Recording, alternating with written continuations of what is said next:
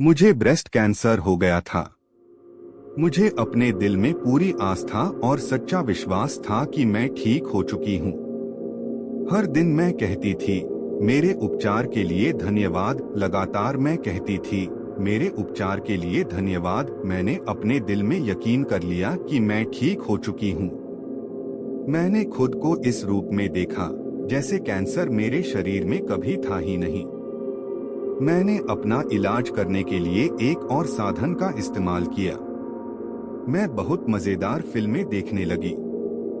मैं बस हंसती थी और दिल खोलकर हंसती थी।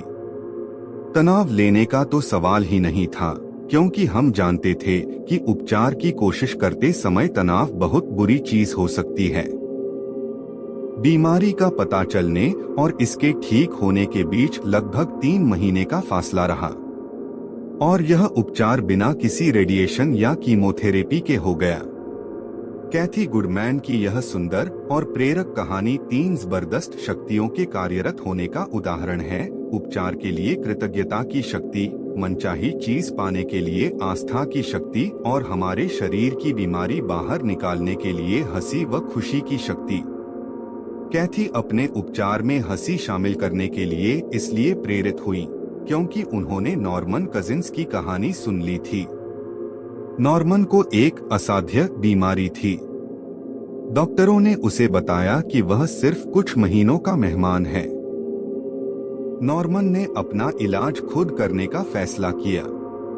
3 महीनों तक उसने सिर्फ मजेदार फिल्में देखीं और वह हंसता रहा।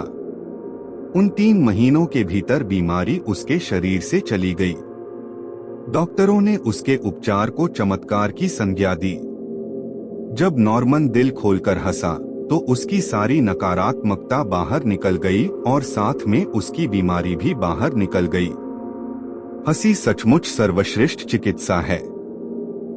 हम सभी में एक अंदरूनी मूलभूत प्रोग्राम होता है। इसे आत्मोपचार कहा जाता है। जब आपको कोई घाव होता है तो वह दोबारा ठीक हो जाता है। जब आपको बैक्टीरियल इन्फेक्शन होता है तो प्रतिरोधक तंत्र उससे मुकाबला करके शरीर को ठीक कर देता है। प्रतिरोधक तंत्र अपना इलाज खुद करने के लिए बनाया गया है। बीमारी स्वस्थ भावनात्मक अवस्था वाले शरीर में नहीं रह सकती है।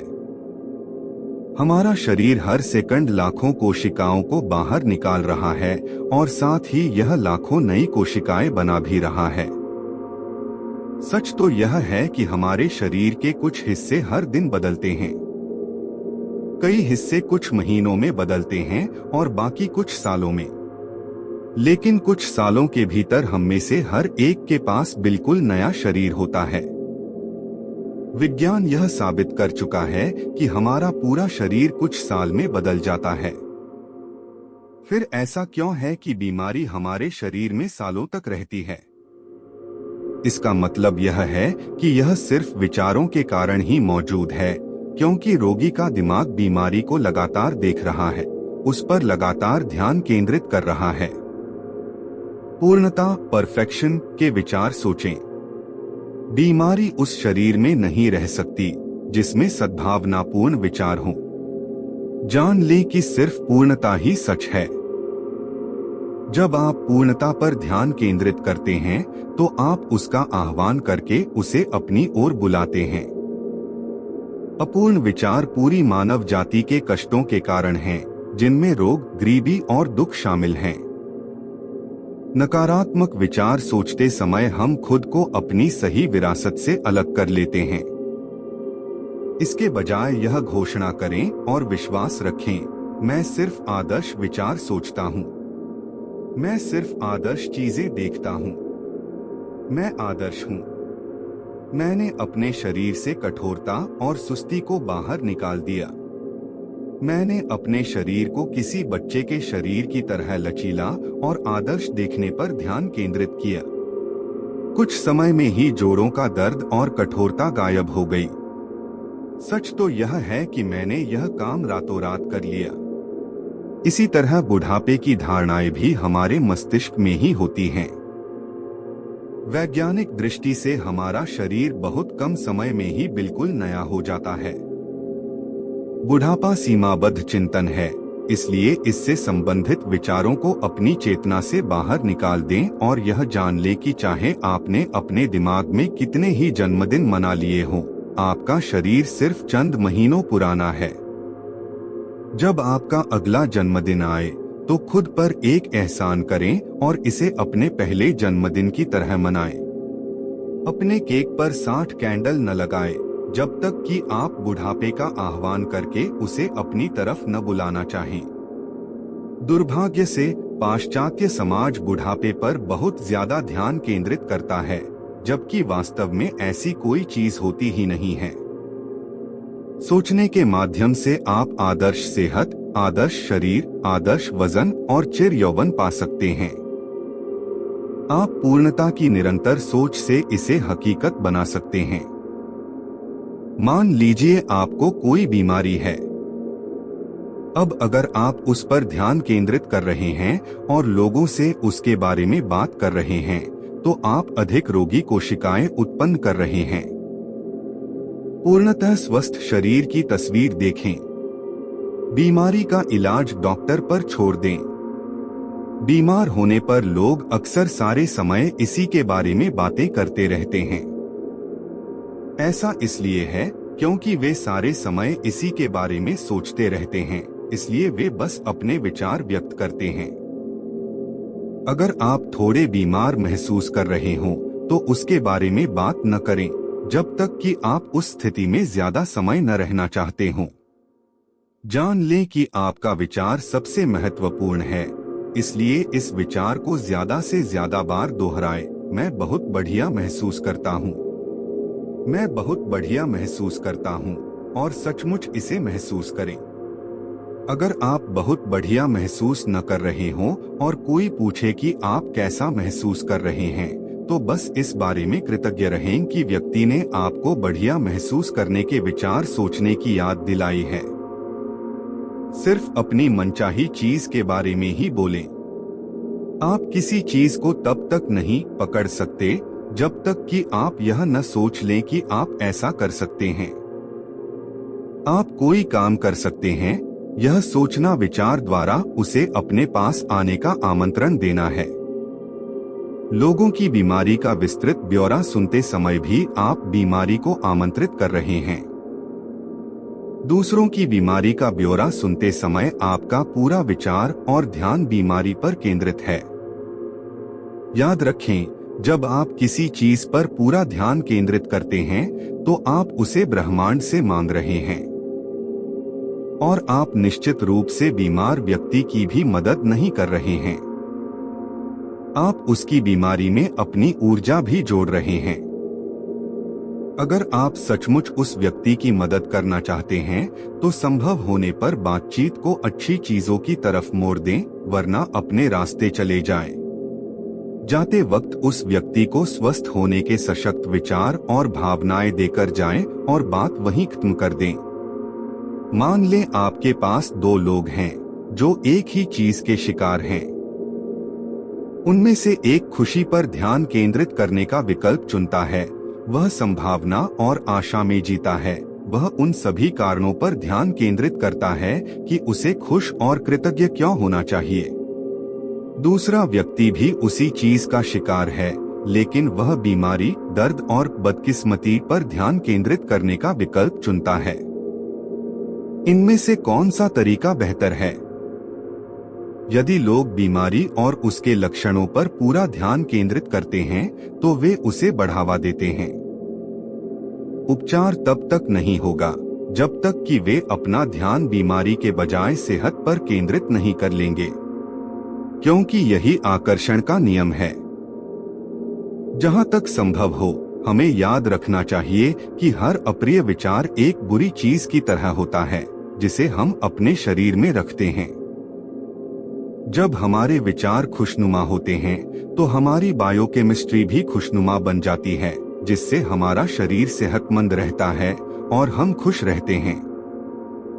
नकारात्मक विचार और तनाव शरीर व मस्तिष्क की कार्यक्षमता को बुरी तरह कमजोर कर देते हैं। इसका कारण यह है कि हमारे विचार और भाव हमारे शरीर को लगातार बनाते तथा व्यवस्थित करते रहते हैं, उसे लगातार नया चनाते रहते हैं। आपने अपने शरीर में अब तक चाहे जो भी उत्पन्न किया हो, आप उसे बदल सकते हैं, अंदर से भी और बाहर से भी। खुशी भरे विचार सोचना और खुश रहना शुरू करें। खुशी महसूस करने की अवस्था है। आपकी उंगली खुश महसूस करना के बटन पर है। उसे अभी दबा दें और दृढ़ता से दबाए रखें, चाहे आपके चारों तरफ जो भी हो रहा हो। शारीरिक तनाव को हटा लें। इसके बाद शरीर वह करता है जिसके लिए इसे बनाया गया है। यह खुद का उपचार करता है। बीमारी से छुटकारा पाने के लिए आपको जूझने की जरूरत नहीं होती है। बस नकारात्मक विचारों को बाहर निकालने की आसान प्रक्रिया का पालन करें। इससे आपके भीतर सेहत की प्राकृतिक अवस्था उत्पन्न हो जाएगी और शरीर अपना उपचार खुद कर लेगा। मैंने किडनियों को दोबारा ठीक होते देखा है। मैंने कैंसर को गायब होते देखा है। मैंने आंखों की ज्योति को सुधरते और लौटते देखा है।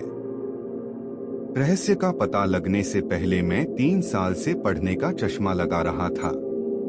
एक रात जब मैं रहस्य के ज्ञान की सदियों लंबी यात्रा को टटोल रहा था, तो मैंने पढ़ने के लिए अपना चश्मा उठाया, लेकिन मैं बीच रास्ते में ही रुक गया। मुझे अपना यह काम बिजली के झटके की तरह लगा। मैंने लोगों की बातें सुनी थीं कि उम्र के साथ आंखों की रोशनी कम होती जाती है। मैंने लोगों को अपने हाथ दूर रखकर पुस्तक या अखबार पढ़ते देखा था। मैंने इस विचार को मान लिया था कि उम्र के साथ आंखों की रोशनी कम हो जाती है और मैंने इसे अपने मन में जगह दे दी थी। मैंने यह काम जानबूझकर नहीं किया था, लेकिन फिर भी किया तो था। मैं जानता था कि मैं अपने विचारों के कारण जिस चीज को अस्तित्व में लाया हूँ, उसे बदल सकता हूँ। इसलिए मैंने तत्काल कल्पना की कि मैं उतनी ही स्पष्टता से देख रहा हूँ जितना 21 साल की उम्र में देखता था। मैंने मानसिक तस्वीर बनाकर खुद को अंधेरे रेस्तराओं, हवाई जहाजों और अपने कंप्यूटर पर स्पष्टता तथा बिना कोशिश के पढ़ते देखा। और मैंने खुद से बार बार कहा, मैं स्पष्टता से देख सकता हूँ, मैं स्पष्टता से देख सकता हूँ। मैंने अपनी आंखों की दृष्टि स्पष्ट होने पर कृतज्ञता और रोमांच की भावनाएं महसूस की। 3 दिनों में ही मेरी आंखों की रोशनी बिल्कुल ठीक हो गई और पढ़ने का चश्मा उतर गया। अब मैं स्पष्टता से देख सकता हूँ।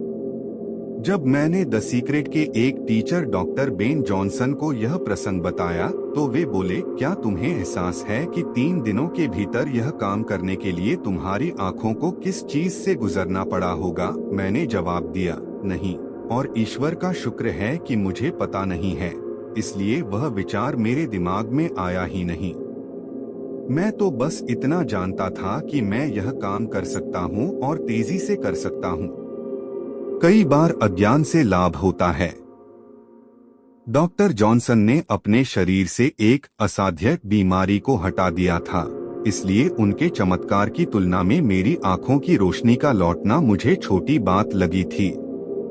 सच तो यह है कि मुझे अपनी आंखों की रोशनी एक ही रात में लौटने की उम्मीद थी, इसलिए 3 दिनों में इस चीज का होना मुझे चमत्कारिक नहीं लगा था। याद रखें, ब्रह्मांड में समय और आकार का कोई महत्व नहीं होता है। मुहासों का इलाज करना भी किसी बीमारी के इलाज जितना ही आसान है। प्रक्रिया समान है, फर्क सिर्फ हमारे दिमाग में है। अगर आपने किसी बीमारी को अपनी ओर आकर्षित कर लिया हो, तो उसे मुहासों जितना बड़ा माने, फिर सारे नकारात्मक विचारों को अपने मस्तिष्क से बाहर निकाल दें और आदर्श सेहत पर ध्यान केंद्रित करें।